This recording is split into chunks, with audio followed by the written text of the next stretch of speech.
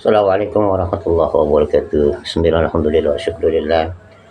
Wala hawla wala quwwata illa billahil aliyil azim. Wala a'udzu billahi minasyaitonir rajim. Rabbi shrah li sadri wa yassir li amri wa hlul 'uqdatam min lisani yafqahu qawli. Allahumma shalli ala sayyidina Muhammad wa ala ali sayyidina Muhammad.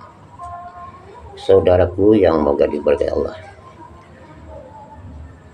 Muncul lagi di YouTube itu penyampaian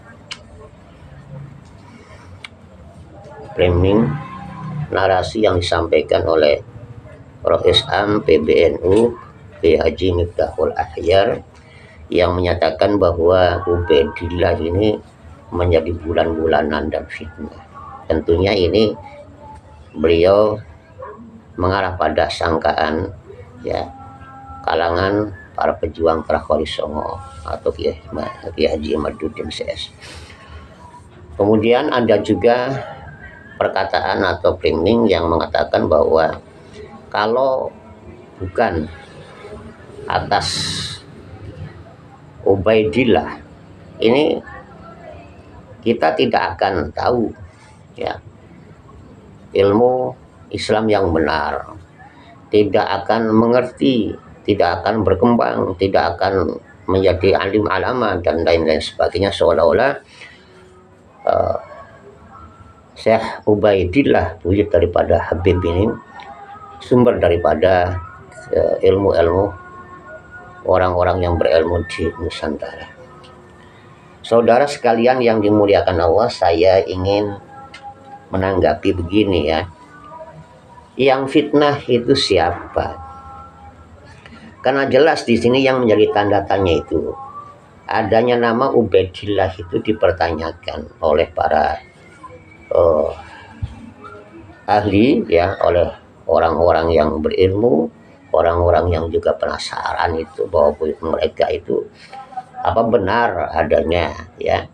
Karena pada zaman ya itu sendiri itu tidak ada catatan, bahkan daripada abad 4 sampai abad 9 gitu. Hampir tidak ada catatan. Diperkirakan 500 tahun nama Ubaidillah itu kemudian tiba-tiba dimunculkan gitu kan sekarang ini. Lah ini kan menjadi tanda tanya apakah ya ini benar adanya, sebab kalau Ubaidillah itu memang adalah tokoh besar ya pastilah ya tercantum dalam kitab-kitab zamannya ya, terutama yang abad daripada 4, 5, 6, 7, 8 sampai 9. Nah itu kan tidak ada yang seperti saya sendiri itu ya membaca beberapa kitab itu. Seorang tokoh Islam itu ya selalu ya saya baca dalam kitab-kitab yang lain menjadi rujukan lah, atau memasyhurkan namanya lah, atau sejarah lah, atau apa namanya itu riwayat-riwayat daripada kelahirannya ya, daripada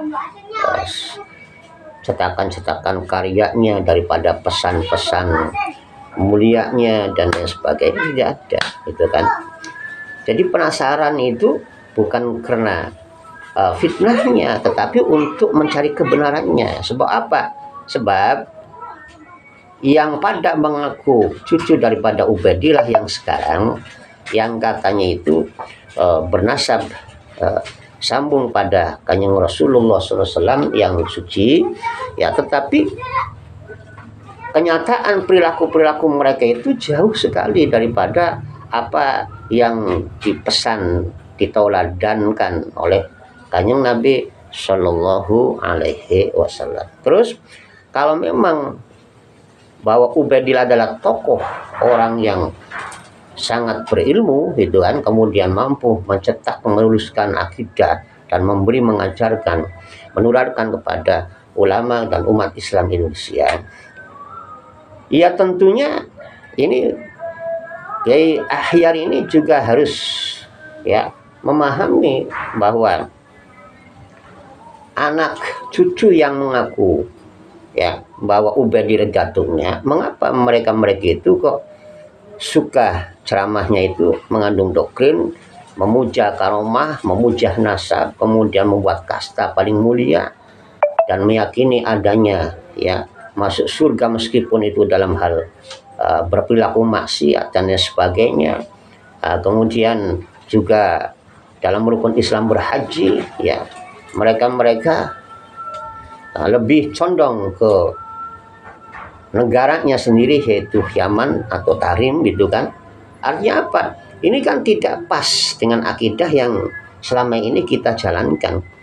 Nah, kenyataan warga NU tidaklah demikian.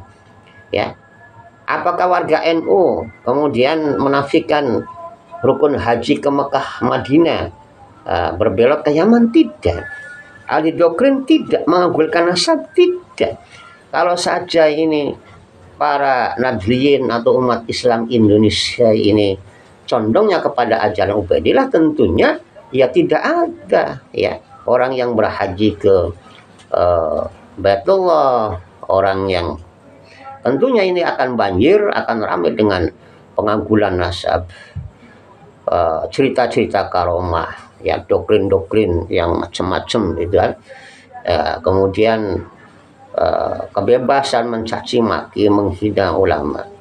Nah, sedangkan ajaran-ajaran yang disampaikan oleh Kanjeng Nabi SAW yaitu rukun Islam jelas ya, syahadat, sholat, zakat, puasa, haji itu kan. Rukun iman jelas ya, itu ada 6 itu yang tidak boleh dikurangi atau dilebihkan ya. Nah, sementara dari kaum Balawi wajib mengimani bahwa Habib itu adalah turunan Nabi, yang tidak mengimani, tidak percaya adalah kafir. Nah, ini kan bertentangan dengan akidah kita.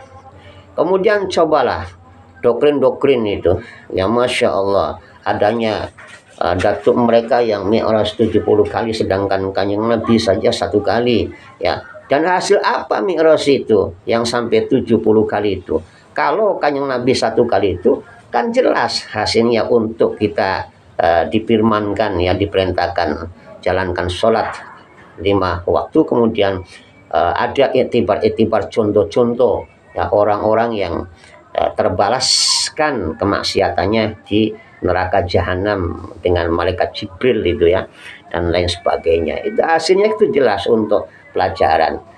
Kemudian kasta ya, akidah ahli sunnah wal jamaah itu kan tidaklah punya atau meyakini bahwa kasta tertinggi adalah daripada nasab yang mulia, tetapi karena ketakwaannya, karena akhlaknya. Lah ini kan kayak Miftahul Akhyar, pahamkah seperti itu? Kalau memang itu orang Indonesia itu ilmunya, kealimannya itu adalah adopsi daripada Syekh Ubaidillah, ya jelas ini penyimpangan itu loh. Ya penyimpangan kalau diamalkan oleh Kiai Haji Miftahul Akhyar sendiri kepada kaum Ba'alawi dan kepada umat Islam Indonesia. Nyatanya tidak seperti ini kan, tidak seperti itu nyatanya. Akidah ahli sunnah wal jamaah itu tetap kita mengacu pada apa yang disampaikan oleh para fudola ya, para ulama-ulama jempolan itu, baik itu dalam kiblat tasawufnya, tauhidnya, fikihnya, itu kan jelas lah ya, tidak mengiblat kepada ajaran Ubaidillah atau juga tidak berkiblat daripada ajaran Faqih Muqaddam. Nah, ini Kiai Haji Miftahul Akhyar seolah-olah menganggap bahwa sumber keilmuan itu adalah daripada datunya para Habib. Ini tidak masuk akal ya. Yang lihat kenyataan tidaklah seperti itu. Kita tetap itu ya, rukun iman, rukun Islam sebagaimana diajarkan oleh para ulama-ulama kita ya. Jadi apa yang statement, apa yang diframingkan oleh Kiai Haji Miftahul Akhyar itu justru ya itulah yang akan menimbulkan fitnah besar. Justru itulah ya menjadi permainan bulan-bulanan Kiai Haji Miftahul Akhyar sendiri pada pejuang para Trah Wali Songo itu ya. Nah, ini ya yang saya kira entah itu karena saking kebelatnya beliau itu ingin diakui sebagai punggawa, sebagai pahlawan Pahlawi, sehingga tertutup mata hatinya atau kecerdasan dan kepekaan spiritualnya. Atau Allah alam bisawab, kenapa? Tapi apa yang saya lihat, yang saya perhatikan, sikap daripada PBNU yang sekarang ini sungguh memperhatinkan, sungguh menyedihkan. Bukan kemudian bagaimana mencari solusi untuk damai secara adem gitu ya, demi ketentraman umat, tapi justru makin menambah perpecahan daripada umat itu. Inilah tanpa disadari oleh mereka-mereka yang sekarang ini ngotot-ngotot ya membela Pahlawi. Demikian, bila salah mohon maaf yang sedalam-dalamnya. Assalamualaikum warahmatullahi wabarakatuh.